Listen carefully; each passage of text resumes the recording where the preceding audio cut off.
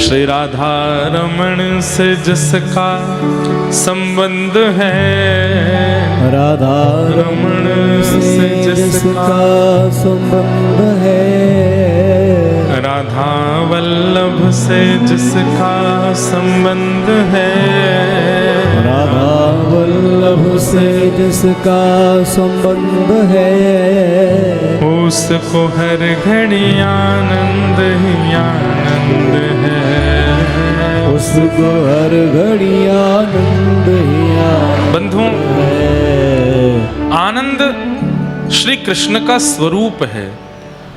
सब लोग सावधानी से सुनिएगा।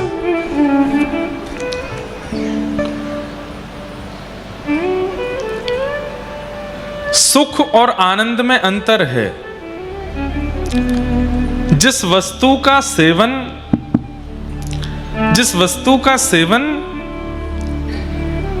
एक समय पर आने पर, एक समय पर एक अवधि हो जाने पर वही वस्तु आपको खलने लगे, वो सुख है। जैसे आप गुजरात की श्रीखंड बहुत हमें प्रिय लगता है, श्रीखंड पाओ, पर श्रीखंड की एक लिमिट है, उतना ही अच्छा लगेगा, उससे ज्यादा अच्छा नहीं लग सकता। हमारे वहां ज्यादातर हमारा आना कच्छ में होता है, तो कच्छ के तरफ जाते हैं तो वहाँ की माताएं बहनें, हमारे वहाँ के परिवारी जन सब वो रोटला बनाते हैं बाजरे का, साथ में सेव की सब्जी, चटनी, छाछ तो जरूर पिलाते हैं। छाछ तो गुजरात में रात में भी पीते हैं।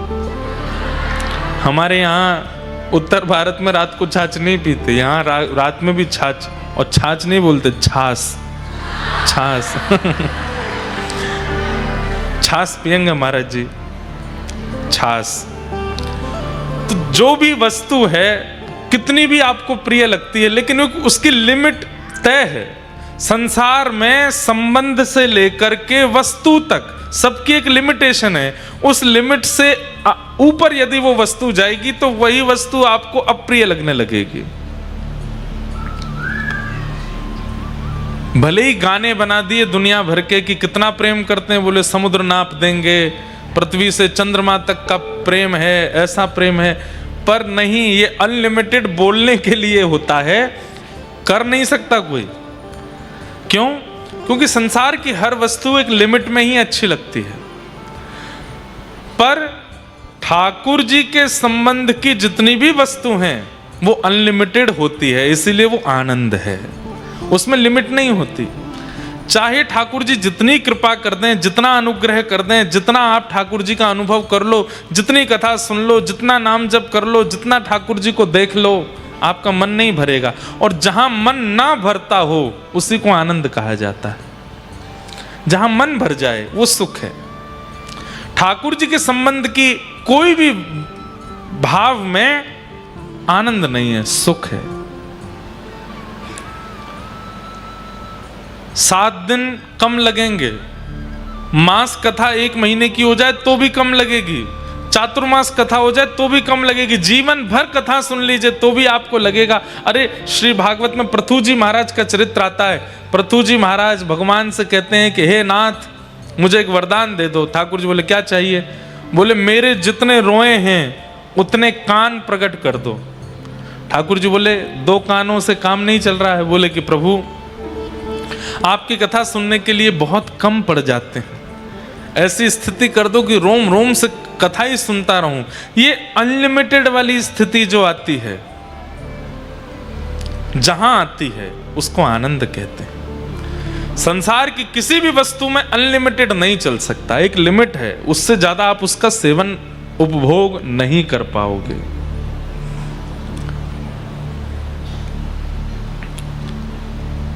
हमारे वृंदावन में श्री राधा वल्लभ लाल जी को जिन्होंने प्रकट किया, ऐसे श्री हितवंश महाप्रभु, उनके एक परम भक्त थे, उनका नाम था श्री नाहर मल जी। महाप्रभु जी के वृंदावन प्रस्थान के बाद महाप्रभु जी, श्री हितरवंश महाप्रभु देवबंद में विराजते थे, वृंदावन से थोड़ी दूरी पर है। वहां से राधा वल्लभ लाल जी को चित्तावल से लेकर के आप वृंदावन विराज गए, फिर अखंड वृंदावन में ही रहने लगे। तो देववन में जो महाप्रभु जी की शरण में रहते थे उनको बड़ी व्याकुलता होती थी महाप्रभु जी के दर्शन की। और उनमें से एक थे श्री नाहरमल जी। उनके चरित्र में आता है कि नाहरमल जी 32-35 वर्ष तक तो रहे देववन में ही, और वहां केवल व्याकुल हृदय से याद ही करते रहे। क्यों? किसके दर्शन की अभिलाषा? महाप्रभु जी को देखना है। 32 वर्ष की अवस्था में अपना सब कुछ होते हुए भी सब छोड़ छाड़ करके वृंदावन आ गए। पत्नी बच्चे परिवार सबके आगे हाथ जोड़ दे, बोले कि मैं अब रह नहीं पाऊं। क्यों? बच्चों को देख के तो सबको सुख मिलता है, परिवार को देख के तो सबको सुख मिलता है, पर सजल श्याम घन वरण लीन है, फिर चित अनत ना भटक्यो मेरो मन, गिरधर छवि पे अटक्यो। सजल श्याम घन वरण लीन है। अभी कोटा में भी शायद परसों तरसों में ये बात कह रहा था, आपने ठाकुर जी को पकड़ा तो आपका मन व्यापार में भी लगेगा, परिवार में भी लगेगा, पैसा में भी लगेगा, रोटी में भी लगेगा, विदेश घूमने में भी लगेगा, देश घूमने में भी लगेगा, अच्छा पहनने में भी लगेगा। आपने ठाकुर जी को पकड़ा तो और जगह भी मन लगेगा। पर अगर ठाकुर जी ने आपको पकड़ लिया और कहीं मन नहीं लगेगा। फिर वस्त्र वो नहीं पहनोगे जिससे सब रीझ है। कुछ भी पहना दो तन ढकना ही है, कैसे भी पहना दो। कुछ भी खवा दो पेट भरना ही है, बस प्रसाद होना चाहिए। कहीं भी ले चलो जाना ही है, बस वहां ठाकुर जी का अनुभव होना चाहिए। ठाकुर जी ने अगर आपको पकड़ लिया तो और कहीं मन नहीं लग सकता, सब जगह से मन हट जाएगा। तो ये भी एक प्रमाण है कि अगर सब जगह मन लग रहा है तो अभी तक ठाकुर जी ने नहीं पकड़ा है। सब जगह आनंद आ रहा है, सब जगह सुख मिल रहा है, सब जगह बढ़िया लगता है। अन्यथा मत समझिएगा, हम अपनी प्राइवेट बात ज्यादा बताते नहीं, पर कई लोगों के मन में विश्वास हो जाए इसलिए बताते हैं। हमको ब्याह शादियों में जाना अच्छा नहीं लगता, पता नहीं क्यों। और मैं बहुत, हमारी माता जी पिताजी सबको पता है घर में, मैं विवाह शादियों में कैसे जाना पड़ता है कभी कभी। मैं तो खुद डरता हूं, खुद के ब्याह में कैसे जाऊंगा। उसमें डर नहीं, मतलब ऐसा लगता है कि जोड़ी तो हमारे प्रिय प्रियतम की ही अच्छी है। अब चाहे जो कितना भी कोई दुल्हा सज धज के आ जाए, कितना भी कोई दुल्हन बढ़िया 2.5-3 किलो मेकअप लगा लावे, बढ़िया ठीक है, मंच पे वो लोग खड़े होते हैं, खूब पटाखे फूटते हैं, सब होता है। पर पता नहीं क्यों ऐसा लगता है कि नहीं, युगल तो हमारे प्रिय प्रियतम ही हैं, उनका ब्याह होला हो, उनका हो। अब सब कहता तो हूं मैं, कभी ना कभी हमारा ब्याह होएगा तो ये सब तो होएगा, पर मन में एक भावना आती है, नहीं मुझे ज्यादा रुचिकर लगता। और ब्याह में भी नहीं, किसी के पारिवारिक उत्सवों में मेरे को रुचि नहीं आती। जैसे लोग अपना जन्म उत्सव मनाते हैं, कई लोग फोन करके कथा भी इसीलिए कराते हैं कि हमारे इनके जन्मोत्सव में कथा, तो मैं फिर उनको फिर 2-3 साल बाद की तिथि दिलवाता हूँ।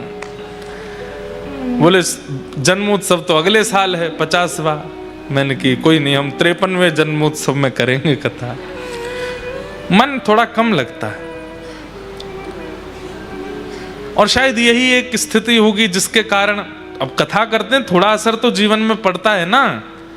तो व्यवहारिक, पारिवारिक व्यवहारिक जो क्रियाएं होती हैं उनमें कम रुचि बनती है। और बनेगी ही, इतनी कथा कहते हैं ठाकुर जी की सेवा करते हैं तो कुछ तो असर पड़ेगा ना। और भी कई ऐसी स्थितियां हैं जिनमें रुचि कम लगती है। तो ये होता ही है, ठाकुर जी जिसको अपने पास खींचने लगते हैं धीरे धीरे, वो धीरे धीरे संसार की कई स्थितियों से अलग होता चला जाता है, थोड़ा विलग होता चला जाता है। सजल श्याम घन वरण लीन है, फिर चित अनत न भटक्यो, मेरो मन गिरधर छवि पे अटक्यो। तो श्री नाहरमल जी महाप्रभु जी के वियोग में इतने व्याकुल रहने लगे, 32 वर्ष हो गए उनको दूर रहे रहे, अब उनसे रहा नहीं गया। अब तो हाथ पांव जोड़े पूरे परिवार के, बोले मैं जा रहा हूं। और सब कुछ होते हुए भी सब छोड़ छाड़ करके वृंदावन आ गए। और जैसे ही वृंदावन पहुंचे, आहा, सीमा में प्रवेश करते ही मानो जैसे भूख प्यास निद्रा सब प्राप्त हो गई हो, नृत्य करने लगे, आनंदित हो गए। यह आनंद है। आज सोने में आनंद आता है, खाने में आनंद आता है, पीने में आनंद आता है, पर वो आनंद नहीं है, वो सुख है। बिना निद्रा के, बिना भोजन के, बिना पानी के आपको सुखी करने की सामर्थ्य केवल ठाकुर जी के धाम और ठाकुर जी की लीला और ठाकुर जी के दर्शन में है। निद्रा की इच्छा नहीं होगी। सुबह सुबह 4 बजे मंगला दर्शन होते हैं, 3 बजे लोग पहुंच जाते हैं। सोते कब हैं? सोए कब? हमारे श्री प्रेमानंद जी महाराज 2:30 बजे 3 बजे 4 बजे निकल पड़ते हैं। पहले तो 2:30-3 बजे निकलते थे। मैं कहता बाबा सोवे कम है, कब सोते हैं? और उठ जाते हैं, उठ करके फिर पूरे दिन का उनका क्रम है बहुत कम।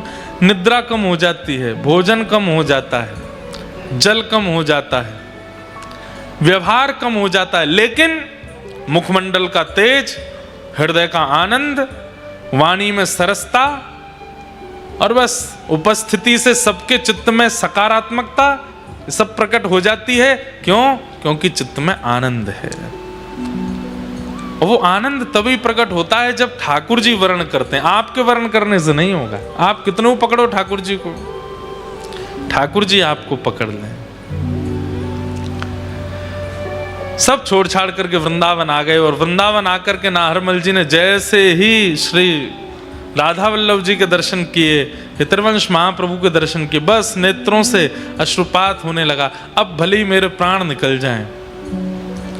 क्यों? सर्वस्व प्राप्त हो गया। महाप्रभु जी बोले, अरे नाहरमल तू काय को आ गए हो? सब तो हतो तेरे पास देवबंद में, परिवार आदि सब। बोले सब हते, आप नहीं थे। सब थे, राधा वल्लभ जी नहीं थे, इसलिए आ गया। तो आनंद किसको कहते हैं?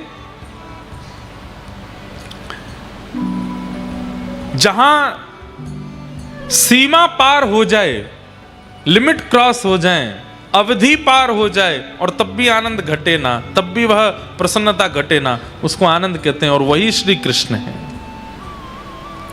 पानी पूरी अच्छी लगती है, 10 पानी पूरी खा लो, 11 खा लो, 12 खा लो, 13वीं 14वीं में यम दिखने लगेंगे, ठाकुर जी नहीं दिखेंगे। रसगुल्ला बढ़िया लगते हैं, 6-7 खा लो, 8वें 9वें में यमदूत दिखने लगेंगे। वो रसगुल्ला ही यमराज जैसा लगेगा। अब भैया अब मत दो, ले जाओ, अब नहीं खाना। पर ठाकुर जी की भक्ति, ठाकुर जी की कथा, 3, 4, 5 घंटे निकल गए अगर कथा सुनते सुनते। उसके बाद घड़ी देख के चौंक जाएंगे, अरे 5 घंटे हो गए, मैं बैठा ही हूं, मैं सुन ही रहा हूं, मैं कैसे सुन सकता हूं? और उस समय पर अपने आप पर आश्चर्यचकित होकर के आपके नेत्रों से अश्रुपात हो जाए, वही आनंद है, वही श्री कृष्ण है।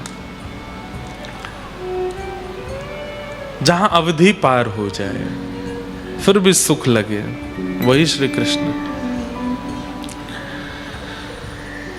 ऐसे भगवान के 3 रूप हैं, सत्य, चैतन्य और आनंद। 3 भगवान के कर्म हैं, विश्व की उत्पत्ति, पालन और संहार। उत्पन्न करना, फिर उसको पालन करना, अंत में संहार कर देना। तापत्रय विनाशाय तीन प्रकार के तापों का जो नाश करते हैं, ऐसे श्री कृष्ण को हम बारंबार प्रणाम करते हैं। श्री कृष्णाय वयम नमः। बंधुओं, महात्म की चर्चा में सबसे पहले सौनकादि ऋषि 88,000 सौनकादि ऋषियों ने सूत जी महाराज से प्रश्न किया, भगवान भगवत प्राप्ति का कलिकाल में सर्वोत्कृष्ट साधन क्या है? ठाकुर जी को प्राप्त करने का कलयुग में सबसे श्रेष्ठ साधन क्या है? तब श्री सूत जी महाराज कहते हैं, श्रीमद् भागवती वार्ता, भागवत की कथा। आप चाहे हम खुद अनुष्ठान करते हैं, खुद यज्ञ करते हैं, खुद सब कुछ करते हैं, पर सबकी एक अवधि है, उतना ही करते हैं, पर बाकी के समय केवल और केवल कथा में ही रहते हैं। श्रीमद् भागवत की कथा सुनिए और उसको पालन करने लग जाइए, इसी से ही ठाकुर जी मिल जाएंगे। तत्श्रवण प्रपठन विचारण परो भक्त्या विमुच्येन नर। भागवत जी का आश्रय ले लीजिए, कथा से ही ठाकुर जी मिल जाएंगे। एक काशी में ब्राह्मण थे, बचपन से ही उनको भागवत जी पढ़ने का शौक लग गया। बताओ, ऐसे शौक लगे तो कितना अच्छा। वही भागवत जी हैं, लेकिन एक आश्चर्य की बात है, हर बार भागवत जी का अध्ययन करने में आपको नहीं लगेंगे। ये भागवत जी का आधुनिकता है। जितनी बार आप सुनोगे, जितनी बार आप पढ़ोगे, जितनी बार आप अध्ययन करोगे, उतनी बार भागवत जी नवीन हो जाती हैं। पुरा अपि नवम इति पुराणम, इसीलिए पुराण है। और पुराण भी नहीं है, महापुराण है। तो काशी में एक विद्वान रहते थे, बचपन से उनको भागवत जी पढ़ने का शौक लग गया। अब तो ऐसा शौक लगा, उठते बैठते चलते फिरते बस उनको यही लगता मैं कहीं एक आसन लगा के बैठ जाऊं, भागवत जी पढ़ूं। परिवार के बच्चों के साथ खेलने भी जाते तो बच्चे खेलते, वो बैठ के अपने भागवत जी पढ़ते रहते। सब लोग गंगा स्नान के लिए जाते, वो गंगा स्नान करके तुरंत भागवत जी पढ़ने लगते। सब ब्याह में गए, वो पीछे बैठ के भागवत जी पढ़ते रहते। इतना भागवत जी के प्रति आदी हो गए कि कोई और कामकाज उनको भाता नहीं था। घर वालों ने कहा ब्याह करा दो इसका, अपने आप बुद्धि ठिकाने आ जाएगी। कोई काम नहीं करता, धंधा नहीं करता, पूरे दिन ये किताब सी पढ़ता रहता है। किताब नहीं है, साक्षात कृष्ण है भागवत जी। घर वालों ने विवाह करा दिया। विवाह के बाद भी वही बात है ना, ठाकुर जी जिसको पकड़ लें वो कैसे भी नहीं बदलेगा। विवाह के बाद भी भागवत जी को नहीं छोड़ा। रात्रि में नींद खुल जाती है तो उठ के हाथ मुंह धो के आचमन करके भागवत जी पढ़ने लगते हैं। सुबह उठते हैं तो भागवत जी पढ़ते मिलते हैं, दोपहर में तो भागवत जी। पत्नी भी कुछ दिन तो सहती रही, उसको भी लगा ये कुछ करते धरते नहीं। एक दिन पतिदेव से कहा गृहस्थ आश्रम में आ गए हैं, थोड़ा कुछ कार्य धंधा भी किया कीजिए।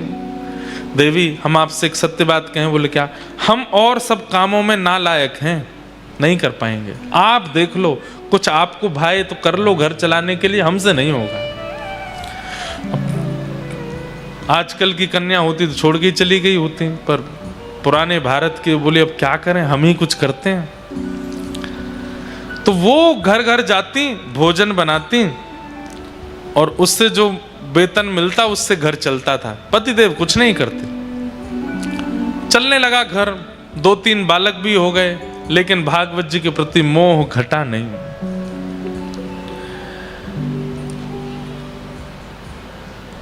एक दिन कुछ संत आए घर में। अब इतनी कमाई तो होती नहीं थी पत्नी की, थोड़ी बहुत होती थी जिससे कि बच्चे और ये लोग प्रसाद पा लेते थे। आज का प्रसाद पा लिया, नया राशन शाम को लेके आना था बाजार से। उसी बीच में संतों की टोली आ गई। और प्राचीन भारत में संत जन बता करके पूछ करके नहीं आते थे, बस आ जाते थे। और द्वार पर आकर के बस प्रार्थना भी नहीं, द्वार पर आकर के बस कहते थे कि हम इतने संत हैं, हमारी व्यवस्था करो। अब घर, उस समय के भारत के लोग पूछते भी नहीं थे, व्यवस्था करते थे। संत आए, संत आ गए, आकर के घर में बैठ गए। पत्नी ने प्रणाम किया, पतिदेव भी आए, प्रणाम किया। दोनों ने बोले भगवान बड़ी कृपा। बोले हम 12 मूर्ति संत हैं, अयोध्या से आए हैं काशी दर्शन करने। आपके घर के बाहर तुलसी वन देख करके, गैया देख करके हमको लगा कोई विप्र ब्राह्मण हैं, हम 12 संत प्रसाद पाएंगे, तैयारी करो। अब पत्नी दौड़ी रसोई में, पीछे से ब्राह्मण देवता भी आए, देवी बनाओ। बोले कहाँ से बनाए, सब तो खत्म हो गया, राशन लेकर के आना है। तो बोले 2 पैसा ले आए राशन। बोलो कहां से दें, सब खर्च हो गया इस महीने का, इस महीने की पगार अभी मिली नहीं, कल मिलेगी, फिर राशन आएगा, फिर बनेगा। पत्नी तो व्याकुल हो गई, मैं हमेशा संभाल लेती हूं, इस बार आप संभाल लीजिए कुछ। अब पतिदेव बोले देवी तुम तो जानती हो हम तो कुछ करते धरते नहीं, हम पे तो 1 रुपया भी नहीं है, हम कैसे संभालें, कुछ तो कीजिए। कहीं से भी संतजन बैठे हैं, इधर जामे उधर जामे सब, लेकिन कोई व्यवस्था नहीं बनी। बहुत देर हो गई तो संत समझ गए कि यहां कोई व्यवस्था नहीं है, संकोच में ये हमसे बोल नहीं रहे हैं। संत जन अपने आसन लेके उठ गए, बोले बिटिया फिर कभी आएंगे, आज के लिए जय सिया राम कह करके चले गए। लेकिन आज इतने वर्ष बाद आज उसको बड़ी ग्लानि हुई और अपने पति से लड़ने लगी। आज आप भी अगर कुछ काम धंधा कर रहे होते तो घर की इतनी बुरी स्थिति नहीं होती। मैं घर घर जाती हूं, रोटी बनाती हूं, पगार मिलती, घर चलाती हूं, बच्चों को पढ़ाती हूं। अगर आप भी कुछ कर रहे होते तो कम से कम इतनी व्यवस्था तो होती कि कभी संत महापुरुष आ जाएं तो प्रसाद पवा दें। बस पूरे दिन भागवत जी भागवत जी भागवत जी। अरे बचपन से अब तक आप इतना भागवत जी का अध्ययन करते आए हैं, क्या दिया भागवत जी ने हमको? कुछ भी तो नहीं।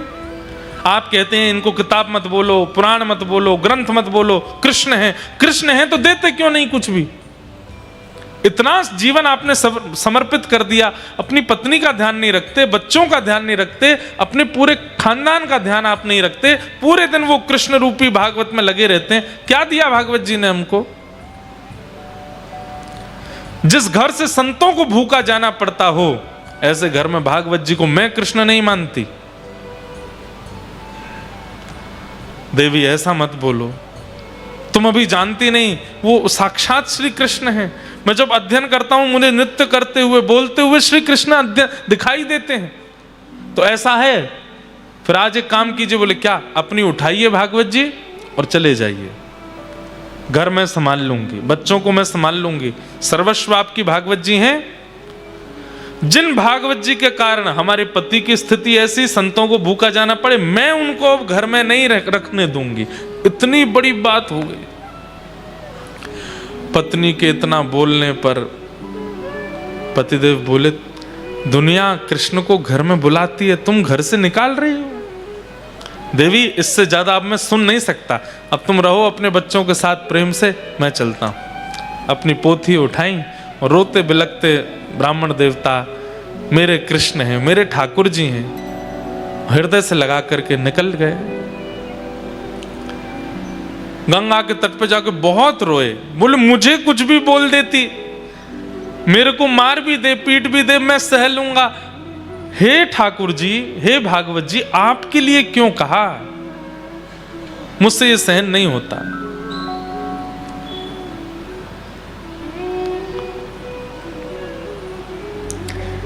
प्रबल प्रेम के पाले पड़कर हरि को नियम बदलते देखा, अपना मान टले टल जाए, पर भक्त का मान न टलते देखा। जब रोने लगे वो ब्राह्मण देवता भागवत जी को हृदय से लगा के, ठाकुर जी से सहन नहीं हुआ। ठाकुर जी मन में विचार करने लगे, भैया ये 40-41 वर्ष के हो गए ब्राह्मण, और जब से इन्होंने होश संभाला तब से केवल भागवत जी का ही अध्ययन किया, भागवत जी का ही पाठ करते हैं, कुछ काम कुछ भी नहीं, सब कुछ मुझे अर्पित कर दिया। और आज भागवत जी के लिए 2 शब्द गलत सुन के घर से ही निकल गए। मैं जाऊंगा। और काशी में छोटे से गोपाल जी प्रकट हो गए, और प्रकट होकर के ऊंची धोती पहन करके, सिर पर बढ़िया स्वाफा बांध करके, और बढ़िया कजरारे नेत्र हैं ठाकुर जी के, हाथों में कड़ूला पहने हैं, पैरों में सुंदर पाजेब पहनी है, कमर में करधनी पहनी है, गले में कंठा और एक सुंदर बगनखा पहना है, कानों में छोटे छोटे सुंदर हीरे के मोती हैं। ऐसी अद्भुत छवि ठाकुर जी की, लेकिन अपने सिर पर डलिया लेकर के कुछ बेचने वाला व्यक्ति होता है, ऐसे बन करके निकले। लेकिन सब इनको देख करके आश्चर्यचकित हो रहे हैं। क्यों? बोले भैया रोड पर कुछ सामग्री देने वाले व्यक्ति के रूप में इतना आकर्षण, वस्त्रों में इतना आकर्षण, चाल ढाल में इतना आकर्षण, ये तो बिल्कुल ललित गति, टेढ़ी मेढ़ी सी चाल, और ऐसे सुंदर सिर पर डलिया लेकर के वो बढ़िया स्वाफा सिर पर बांध के, एक स्वाफा कंधा पर डाल के पसीना पहुंचते भय और चल रहे हैं। जो देखे वही इन पर लुभा जाए। पहुंच गए ब्राह्मण के घर पर, दरवाजा खटखटाया। पत्नी ने जैसे ही द्वार खोल करके देखा, छोटे से गोपाल जी, गदमदरा से हाथ, गदमदरा से पाम, नेक सो पेट निकरो भयो है, गले में सुंदर हार पहने हैं, हाथों में सुंदर मणि के सुंदर कड़ूला पहने हैं, सब चमक रहे हैं। देख करके वो भी आश्चर्यचकित, इतना प्यारा बालक, इतना सुंदर श्रृंगार करके ऐसे घूम रहा है। कहो बालक, तुम्हारी माताजी कहाँ है? कहां से आए हो? और इतने से तुम हो, और इतनी बड़ी डलिया भारी सिर पर लेके कहां घूम रहे हो? क्या चाहिए? देखो खाने पीने की वस्तु तो मेरे पास नहीं है, जल पिला सकती हूं। ठाकुर जी खड़े खड़े देख रहे हैं, और तुम इतने प्यारे हो, इतने सुंदर, माँ ने अकेले कैसे छोड़ दिए? कहां है तुम्हारी माताजी? तो ठाकुर जी उसको इशारा करते हैं, हम पे बोलना नहीं आता। अच्छा गूंगे हो? ठाकुर जी बोले अच्छा गूंगे हो, कुछ लिखने को दूं? लिख के बताओगे? बोले हाँ। लिखने के लिए कुछ दिया तो ठाकुर जी उस पर लिख रहे हैं। क्या लिखे? बोले आपके पति जो हैं उनका मैं सेठ हूं, आपके पतिदेव का मैं सेठ हूं, वो मेरे यहां पर गुप्त नौकरी करते हैं और बचपन से मेरे यहां नौकरी कर रहे हैं, आज तक अपनी पगार नहीं लेकर के गए। आज मुझे कैसे भी करके पता चला कि उनको धन की बड़ी आवश्यकता है, तो 12 वर्ष की आयु से लेकर के 41 वर्ष की आयु तक उन्होंने जितना भी मेरे यहाँ कार्य किया, उसकी जो पगार होनी चाहिए वो सब लेकर के आया हूँ, आपके द्वार पर रख करके जा रहा हूँ, उनको दे दीजिएगा। ऐसा कह करके लिख करके उसको पकड़ा दिया। अब वो पढ़ने लगी, पढ़ते पढ़ते पढ़ते अंत में सोच भी रही है, इतने छोटे से सेठ जी हैं हमारे पतिदेव के। जैसे देखा तो डलिया रखी है, ठाकुर जी तो अंतर ध्यान हो गए वहां से।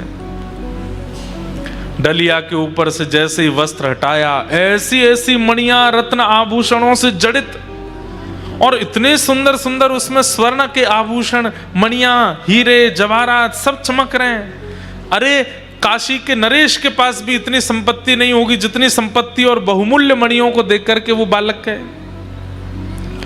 पत्नी की तो आंखें खुली रह गई, बोले कि पतिदेव इतनी बड़ी नौकरी करते थे, आज तक नहीं बताया। डलिया उठाने लगी तो उठी नहीं, बच्चों को बुलाया, 3-4 बच्चे स्वयं लगे तो जैसे तैसे खिसका के भीतर लाए। इतनी धन संपत्ति देख करके पत्नी तो बड़ी व्याकुल हो गई। छोटे वाले बालक को भेजा, जाओ पिताजी को ढूंढो, गंगा के तट पर होंगे, उनसे कहो जल्दी हमें लौट करके, माँ ने बढ़िया पकवान बनाए हैं घर में। बालक दौड़ा दौड़ा गया तो वहां पर भागवत जी का पाठ कर रहे थे, अश्रुबिंद गिर रहे हैं। पिताजी जल्दी घर आइए, मैया ने बहुत सुंदर पकवान बनाए हैं आपके लिए, वो प्रतीक्षा कर रही हैं, आप पाएंगे तभी पाएंगे, जल्दी आ जाइए। ब्राह्मण देवता सोचने लगे, लड़ने के बाद पकवान कौन बनाता है घर में? हमको घर से निकाल दिया, इतना सब कुछ बड़ा बुरा बोल दिया, और सुबह संतों को पवाने के लिए एक फूटी कौड़ी नहीं थी, अब पकवान बनाए हैं। चलो भागवत जी का पाठ पूर्ण करके हृदय से लगा के गए। लौट करके घर जैसे ही आए, द्वार खटखटाया। इतने में तो पत्नी उसमें से कुछ स्वर्ण लेकर के बढ़िया साड़ी आड़ी खरीद के बढ़िया सुंदर तैयारियां करके आ चुकी है घर पर, पूरा घर सजा दिया। जैसे ही द्वार खुला, अपनी पत्नी को इतने सुंदर वेश में देख करके ब्राह्मण देवता, अच्छा गलती से आ गया हूँ, कोई और घर है शायद आगे वाला होगा। पत्नी बोली अरे यही मैं ही हूं, कहां जा रहे हैं? देवी तुम हो? इतनी गोरी पहले तो नहीं लगी थी, इतना बढ़िया वस्त्र पहले तो नहीं पहना, कहां से आया? बच्चे आए निकल करके, वो भी बढ़िया सुंदर सुंदर धोती कुर्ता पहन के, तो बच्चों को देख के बोले ये कहां से लाए हो? मैं तो आज इतने वर्ष हो गए, एक एक दो कुर्ताओं में पूरा जीवन निकाल दिया, कैसे आया भाई? ये कौन करके गया ये सब? पत्नी बोली ज्यादा होशियार मत बनिए, सारी पोल पट्टी खुल गई है आपकी। बोले क्या पोल पट्टी? बोले आपकी नौकरी वोकरी के बारे में सब पता चल गया हमको। पतिदेव बोले कौन सी नौकरी, हम कुछ नहीं करते। अच्छा आओ भीतर आओ। भीतर ले जाकर के डलिया रखी थी कमरे में, खोल के दिखाया, देखिए रत्नों की चमकाहट देख करके बोले देवी कहां से चोरी करके लाई हो? बोले चोरी नहीं करके लाई हूं, आपका मालिक आया था, गूंगा मालिक।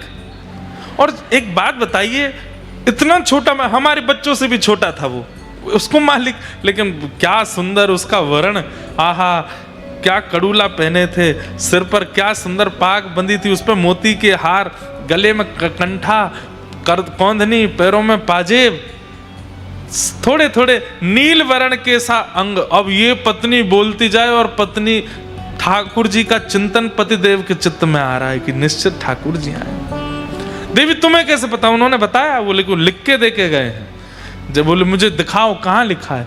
पर्चा दिया तो पत्र देखा, उसमें जितनी लिपियां थीं वो लिपियां देखते देखते वो आपस में मिलने लगी, और मिलते मिलते मिलते मिलते वो समस्त लिपियां एक आकृति बनाती हैं, और उस आकृति में नन्हे से गोपाल जी सिर पर डलिया रखे ऐसे खड़े हैं, वो एक आकृति प्रकट हो जाती। नेत्र सजल हो गए, बेहोश हो गए ब्राह्मण देवता। होश में आए तो रोने लगे। देवी वो कहाँ गए, कहाँ चले गए, मुझे बताओ ना। अरे सेठ जी हैं, तुम्हें तो पता होगी कहाँ है। अरे वो सेठ मेरे नहीं है, पूरे विश्व के सेठ हैं, साक्षात ठाकुर जी आए थे। और ये जो बात कहकर के गए ना कि मैंने जीवन भर उनके यहाँ नौकरी की है, ये भागवत जी ही, मैं अकिंचन भाव से भागवत जी का जो पाठ करता था उसी का वो पूर्ण जो भी मैंने किया है उसका वो सब वेतन देने के लिए आए थे। श्रीमद् भागवत जी को तुम कृष्ण नहीं मानती, वो भागवत जी कृष्ण स्वरूप ही आए थे और ये सब दे करके गए। श्रीमद् भागवत ग्रंथ नहीं है, पोथी नहीं है बंधु, आज आ गए हैं। प्रयास कीजिएगा, अपना आसन संग लेकर के आइए, जिस स्थान पर बैठे हैं नित्य उसी स्थान पर बैठिए, एक एक शब्द ध्यान से सुनिए और सुनने के बाद अपने जीवन में उतारना प्रारंभ कर दीजिए। एक क्षण की भी कथा छूटे ना। आप अनुभव करेंगे 8वें दिन से ही स्वप्न में, अनुभव में, किसी कृपा से ठाकुर जी की अनुभूति होने लग जाएगी। भागवत जी की ऐसी कृपा है। श्रीमद् भागवत साक्षात कृष्ण की प्राप्ति कराती है। 5 वर्ष की भागवत जी की सेवा का फल हमको मिला। श्री गिरधर लाल जी 5 वर्ष की सेवा होते ही गिरधर लाल जी मिल गए। 5 साल हुए थे कथा करते हुए, तब लाल जी आए। उसके बाद 5 साल और हो गए, 10 साल हो गए। अब 5 साल होते ही अब जनवरी में श्री जी भी आ जाएंगे, तो श्री राधा गिरधर लाल हो जाएंगे। हम तो अपना प्रमाण दे रहे हैं कि हमें 5 वर्षों में ठाकुर जी कुछ कुछ प्रदान कर देते हैं अपने रूप को। आपको नहीं देंगे, सबको देंगे। भागवत जी कृष्ण है। सूत जी महाराज कहते हैं, काल व्याल मुखग्रास त्रास नृणास हेतवे श्रीमद् भागवतम शास्त्रम कलौ कीरेण भाषितम। भागवत जी ही कलयुग में कृष्ण प्राप्ति करा सकती, उनका आश्रय ले लो। तब पूछा गया कि इन भागवत जी का आश्रय किसने लिया है, कृपा कर उनके बारे में बताओ। तब बताया कि श्री नारद जी महाराज ने भक्ति ज्ञान वैराग्य की पुष्टता के लिए भागवत की कथा कराई, और उस कथा में सनक सनंदन सनातन सनत कुमारों ने कथा सुना करके भागवत जी से भक्ति ज्ञान वैराग्य को युवा किया। भक्ति सुतौ तौ तरणौ गृहीत्वा प्रेमई करूपा सहसा विरासित, श्री कृष्ण गोविंद हरे मुरारे, हे नाथ नारायण वासुदेव, नाथेति नामानि मुहुः वदन्ति। बंधुओं, चाहे वो मीराबाई हों, चाहे वो सूरदास हों, चाहे आपके नरसिंह मेहता हों, श्रीमद् भागवत जी का आश्रय सबने लिया। हमारे स्वामी श्री हरदास जी महाराज तो वो कैसे पंक्ति में एक में कहते हैं कि प्रथम सुने भागवत भक्ति रस मुखवाणी, ऐसे करके है ना, हो तो हमको भेजना, हम सुनाएंगे। स्वामी श्री हरदास जी महाराज जिन्होंने श्री कुंज बिहारी लाल जी को वृंदावन में प्रकट किया, उन्होंने 7 सोपान बताए, बहुत सुंदर हैं। अभी हमारे पास आ जाएंगे तो आपको बताएंगे। 7 सोपान बताए, उनमें सबसे पहला सोपान, सोपान मतलब सीढ़ी, कृष्ण प्राप्ति की, भगवत प्राप्ति की 7 सीढ़ी हैं, उसमें सबसे पहली सीढ़ी बताई भागवत जी। कोई व्यक्ति सीधे नाम आश्रय ले ले, कोई व्यक्ति सीधे धाम आश्रय ले ले, कोई व्यक्ति सीधे सेवा आश्रय ले ले, लेकिन भागवत जी का आश्रय अभी तक नहीं लिया है, तो हम स्पष्ट कह दें, नाम में भी अपराध बनेगा, धाम में भी अपराध बनेगा, सेवा में भी अपराध बनेगा। सबसे पहले भागवत जी का आश्रय, प्रारंभ यहीं से, और एकाध कथा में नहीं, अनेक कथाओं को अपने चित्त में धारण करे और बस सुनता रहे, सुनता रहे, सुनता रहे, सुनता रहे, जब जब अवसर मिले सुने।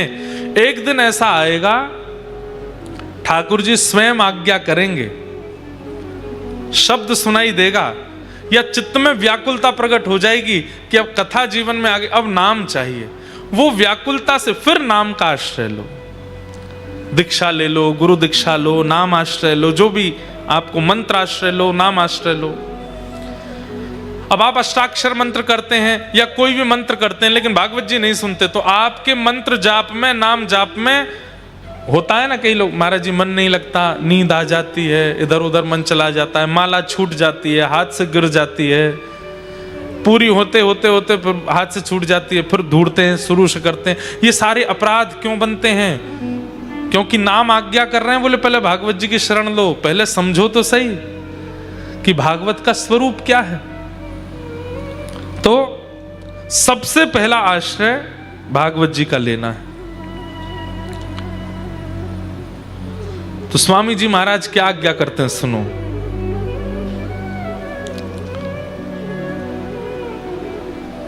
सात स्वरूप बताए।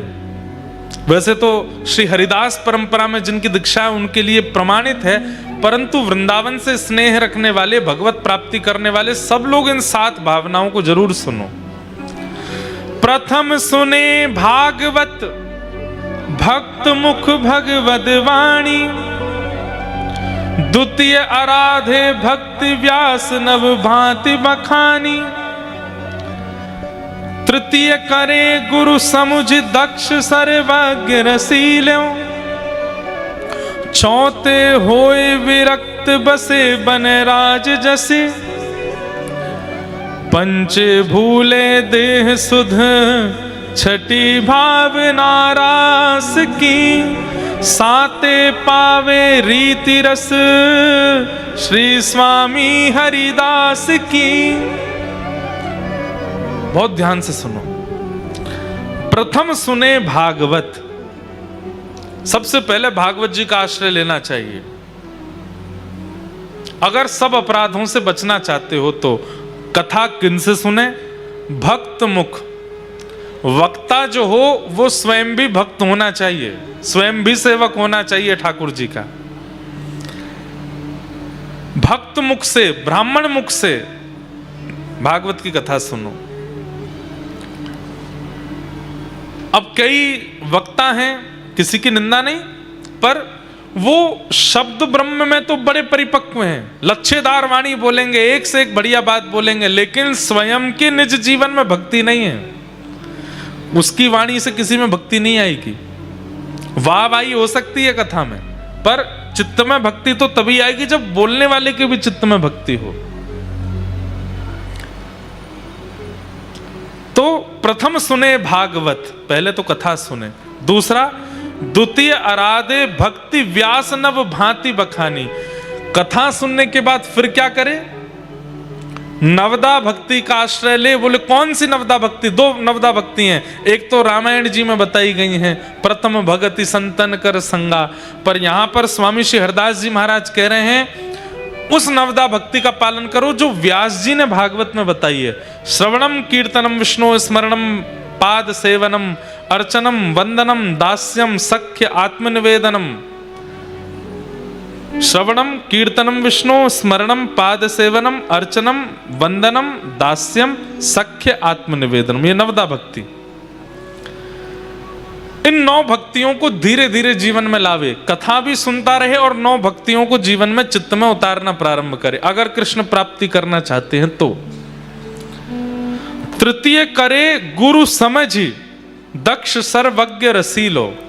फिर इन चीजों के बाद क्या करे? बोले तीसरी चीज, अब गुरु बनावे, अब गुरु का आश्रय ले जीवन में।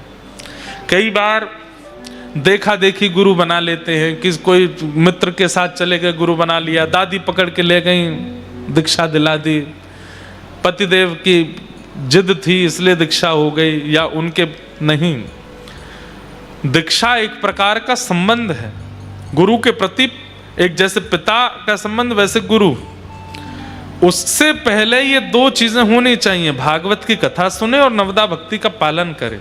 फिर तृतीय आराधे गुरु। और गुरु कैसे होने चाहिए? सर्वज्ञ रसीलो। गुरु कैसे होने चाहिए? बोले रस युक्त होने चाहिए, जिनकी वाणी में, जिनके शब्दों में, जिनके विचार व्यवहार में रस पक्ष मजबूत हो, ठाकुर जी की रस वार्ताएं हों, उनको गुरु बनावे। दक्ष सर्वज्ञ रसीलो। चौथे होए विरक्त। और फिर गुरु दीक्षा लेने के बाद फिर चौथा काम क्या करे? बोले चौथे होए विरक्त बसे बन राज जसे। फिर धीरे धीरे गुरु दीक्षा के बाद अब योजना बना लेनी चाहिए। बोले क्या? अब वृंदावन बसना है, अब धीमे धीमे धीमे धीमे धीमे धीमे वृंदावन की वास की इच्छा प्रकट होनी चाहिए चित्त में। सबसे धीरे धीरे विरक्ति आवे, संसार के जितने उपभोग आदि हैं धीरे धीरे उनको छोड़ना प्रारंभ करे और फिर वनराज वृंदावन में बसने का प्रयास करे। देह से वृंदावन में नहीं बस पा रहे हैं तो फिर वृंदावन को चित्त में विराजमान करे, चित्त में वृंदावन आवे। ये चौथी स्थिति। चौथे होए विरक्त बसे वनराज रसीलो। और पंचे भूले देह सुध। अपनी शरीर की सुध भूल जाए। पंचे भूले देह सुध। और देह सुध भूल करके बस सेवा में निमग्न हो जाए। अभी हमको देह स्थिति पता है, कब सोना है, कब उठना है, क्या खाना है, कैसे खाना है, क्या पहनना है। तब ऐसी हो जाए बस कृष्ण मन कृष्ण तन, कृष्ण ही हमारो धन, आठों याम उदों में कृष्ण ही सब काम है। तो पंचे भूले देह सुध छठी भावना रास की। और देह सुध भूलने के बाद छठवीं स्थिति क्या करे? बोले अब रास का चिंतन करे। रास रासेश्वर भगवान आए हैं और मैं एक रास की गोपी हूं, ठाकुर जी के साथ रास बिहार में प्रवेश करना है। छठे भावना रास की, साते पावे रीत रस श्री स्वामी हरिदास की। और ये 6 भावना यदि आपने धारण कर ली तो 7वीं स्थिति में जो रस, रीति रस, जो रीति, जो पद्धति स्वामी श्री हरदास जी की है, जिससे बिहारी जी प्रसन्न होकर प्रकट हो गए, वो आपको प्राप्त हो जाएगी। पर इन 7 का प्रारंभ कहां से है? अच्छा एक बात बोलूं, आप कहोगे महाराज जी हम तो लिख ही नहीं पाए, भूल गए, आपने 7 क्या बताए? अरे पहला याद है ना, प्रथम सुने भागवत भक्ति रस, प्रथम सुने भागवत भक्त मुख भगवत वाणी। बस ये याद है ना, भागवत जी का आश्रय ले लो, बाकी की 6 स्थिति भागवत जी प्रदान कर देंगे, भागवत जी कृपा कर देंगे। भागवत जी का आश्रय ले। भक्ति ज्ञान वैराग्य तीनों युवा हो गए भागवत जी के आश्रय से। तभी एक धुंधुकारी नाम के व्यक्ति की कथा सुनाई गई, जिसने अपने माता पिता के साथ अत्यंत द्रोह किया, मृत्यु के बाद प्रेत बन गया। माता पिता से द्रोह करता है, व्यसन करता है, परिस्त्री गमन करता है, छल कपट आदि ये सब काम स्थिति रखता है अपने जीवन की। मृत्यु के बाद ऐसे लोग ही भूत बनते हैं। भजन बिन नर मर गट के भूत। भूत कौन बनता है?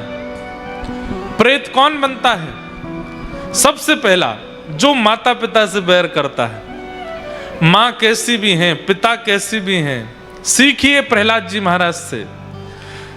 प्रहलाद जी का भजन श्रेष्ठ था, इसलिए नृसिंह भगवान आए, ये बात कहना उचित है। पर उतना ही उचित यह भी है कि इतने दुष्ट पिता होने के कारण भी प्रहलाद जी ने कभी अपने पिता के प्रति दूषित भावना नहीं रखी, इसलिए भी नृसिंह भगवान आए। प्रहलाद जी नित्य प्रणाम करते हैं अपने पिताजी को। भले ही मेरे पिता राक्षस हैं, पर मेरे पिता हैं, नित्य प्रणाम करते हैं। इस भावना से भी ठाकुर जी प्रकट हुए कि वाह भाई प्रहलाद, तेरी पिता भक्ति पर मैं रीझ गया। इतना अत्याचार करने वाले पिता को भी तुम रोज दंडवत प्रणाम करते हो। अगर प्रहलाद जी खूब पुकारते और एकांत में बैठ करके कहते मेरे पिता तो दुष्ट हैं, मेरे पिता तो ऐसे हैं, मैं अपने पिता का मुख नहीं देखूंगा, अपने पुत्र को मारने का प्रयास करते हैं, तो शायद नृसिंह भगवान कभी नहीं आते। वो इसलिए भी आए हैं क्योंकि प्रहलाद अपने पिता में दोष नहीं देखता। जैसे भी हैं मेरे पिता हैं, ऐसी बुद्धि बच्चों को रखनी चाहिए।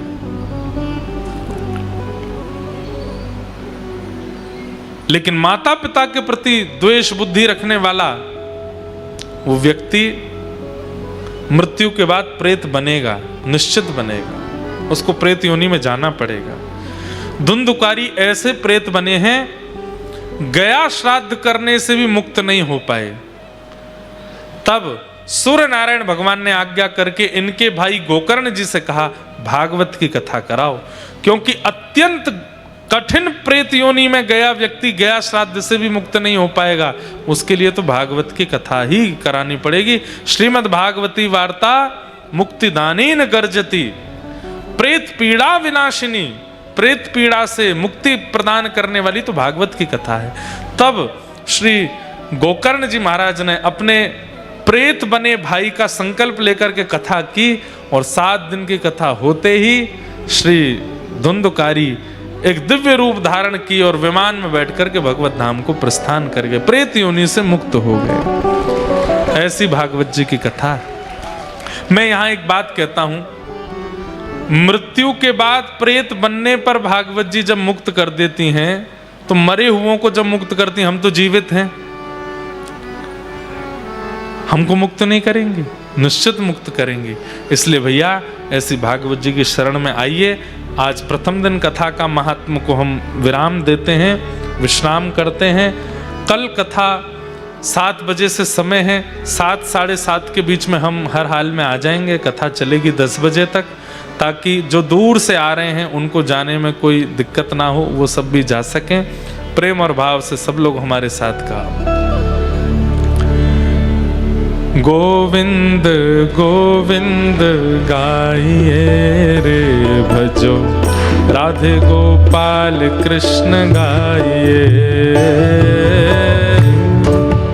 गोविंद गाइए रे, राधे गोपाल कृष्ण गाइए। ओ गोविंद गोविंद गाइए रे भजो, राधे गोपाल कृष्ण गाइए। गोविंद गोविंद गाइए रे भजो, राधे गोपाल कृष्ण गाइए। गिरधारी गिरधारी गाइए रे भजो, राधे गोपाल कृष्ण गाइए। गिरधारी गाइए रे भजो, राधे गोपाल कृष्ण गाइए। गिरधारी गिरधारी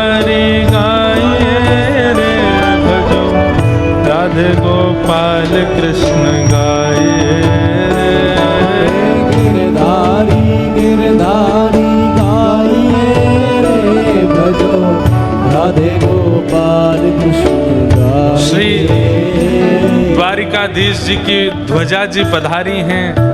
और हमारे यहाँ ऐसी मान्यता है कि ठाकुर जी की ध्वजा जी अगर कहीं जाती हैं तो स्वयं ठाकुर जी उस रूप में पधारते हैं। बोलो द्वारिकाधीश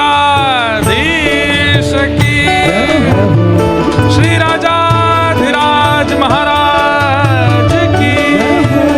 हे गोविंद गोविंद गाइए रे भजो, राधे गोपाल कृष्ण गाइए।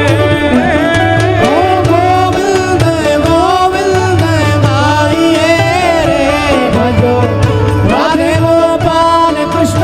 द्वारिका माँ कौन छे? राजा रण छोड़ छे। द्वारिका माँ कौन छे?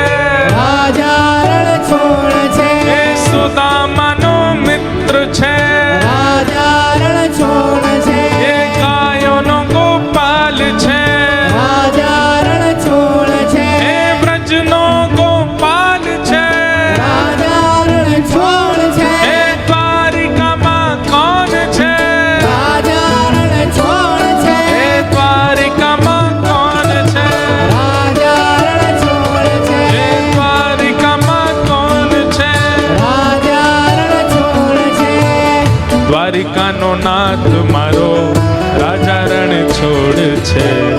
એને મને માયા લગાડી રે, દ્વારિકાનો નાથ મારો राजा रण छोड़ छे।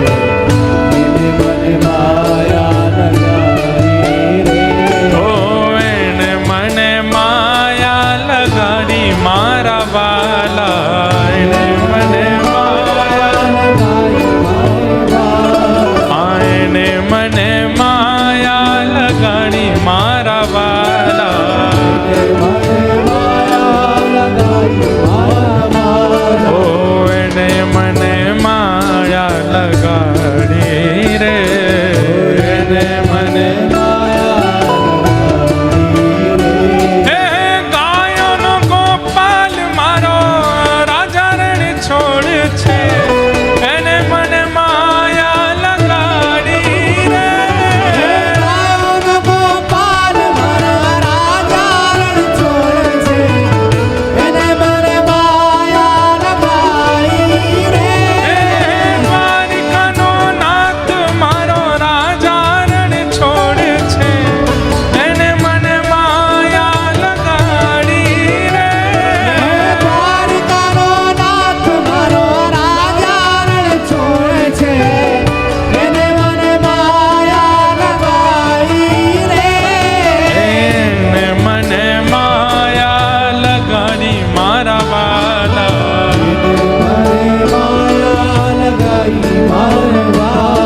ઓ એને મને માયા લગાડી મારા વાલા।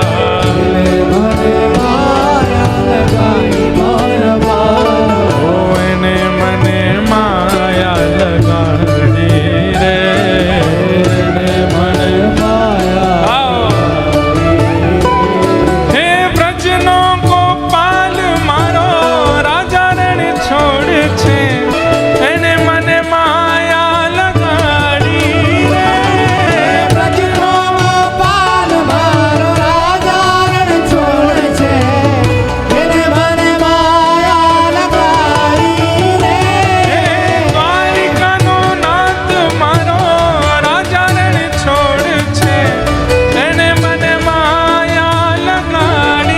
રે।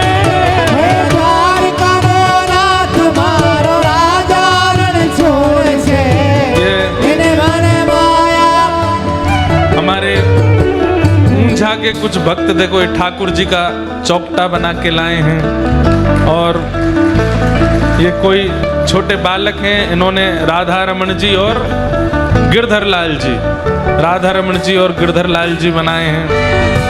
और कोई ने किशोरी जी को स्वरूप बनाया, वंशी बजा रही हैं, छोटे छोटे बालक बना के लाए हैं। श्रीनाथ जी को स्वरूप है, और जे पता ना कोई कोई कौन है भैया ये तो हम जैसे लग रहे हैं नेक नेक। अपने ब्याह के काजे यही भेजूंगा मैं। सब बालक ये देखो, आहा ठाकुर जी रास विहार कर रहे हैं, छोटे छोटे बालक ऐसे बना को लामे। वाह, जगन्नाथ जी, राधा रमन जी, वाह, जय जय श्री राधा रमन जी। ये भी कोई बालक बना के लाए हैं, ऐसे सुंदर सुंदर चित्र बना के सब हमारे लाल जी के पास जामेंगे, लाल जी देखेंगे कौन कौन कहाँ बना के लायो। आप तो प्रेम से गाओ, हे द्वारिका माँ कौन छे, हे द्वारिका माँ कौन छे, क्यों ब्रजनो गोपाल छे, हे प्यारो गिरधर गोपाल छे, श्री राधा रमन लाल छे,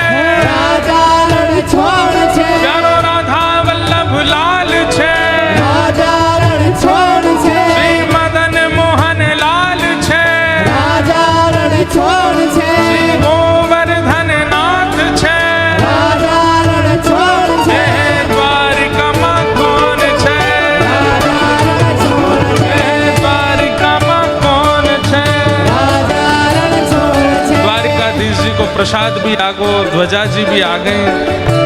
यहाँ से श्रीनाथ जी हैं, यहाँ पे द्वारिकाधीश जी हैं, बीच में गिरधर लाल जी हैं। तीनों को सुंदर आनंद उत्सव मिलन हैरो है। हे घड़ी खम्मा घड़ी रे खम्मा मारा, द्वारिका ने नाथ ने घड़ी रे खम्मा है।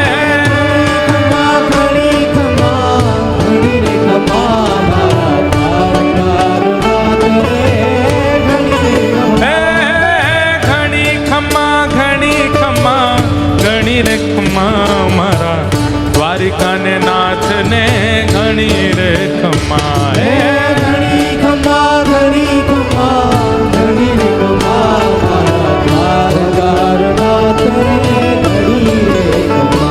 हे घड़ी खम्मा घड़ी रे खम्मा मारा, द्वारिका नो नाथ ने घड़ी रे खम्मा है।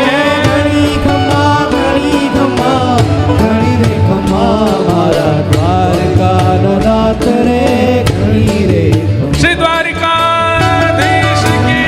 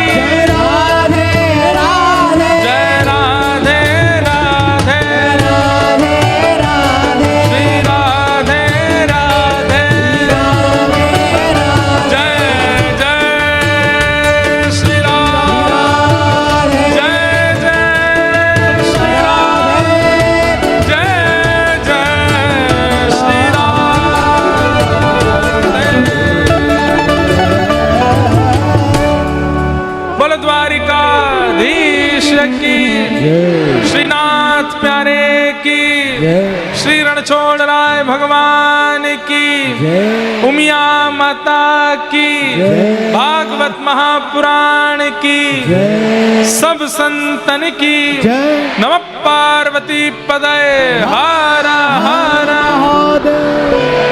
कल पुनः मिलेंगे शाम को 7 बजे, और मिलने का क्रम कब हो पाएगा कल हम कथा में बता देंगे। आप सब लोगों को जय श्री कृष्ण, जय श्री कृष्ण, जय सिया राम, जय सिया राम, जय श्रीमन नारायण।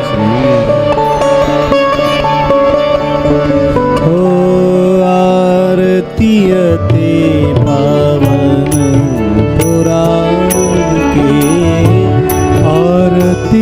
थे पावन पुराण के धर्म भक्ति विज्ञान खान के धर्म भक्ति विज्ञान खान के महापुराण भागवत निर्मल सुख मुख विगलित निगाम कल्प फल परमानंद सुधारस में कर लीलारती रस रस निधान की आरती ते पावन पुराण की विषय विलास विमोह विनाशिनी